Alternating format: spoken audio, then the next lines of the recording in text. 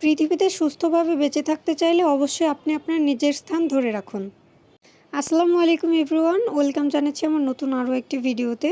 তো যেটা বলছিলাম, আসলেও কিন্তু আমাদের পৃথিবীতে বেঁচে থাকতে হলে নিজের স্থানটাকে ধরে রাখা উচিত।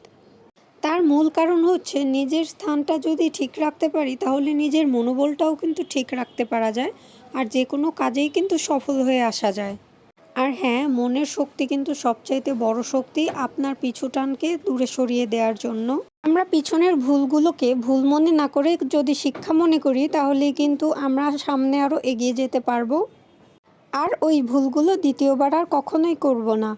এই কথাগুলো আমি এজন্য বললাম, তার কারণ হচ্ছে আমিও অনেক সময় অনেক মানুষের কথা শুনে নিজের মন খারাপ করে ফেলি আর নিজের কাজ করাও অফ করে দেই। তবে এটাই আমার সবচাইতে বড় ভুল ধারণা ছিল। তবে এখন বুঝতে পারি যে মানুষ কখনোই আমাকে সাহায্য করবে না, তারা কটু কথা বলে আমাকে আরও পিছিয়ে দেবে কাজের ক্ষেত্রে।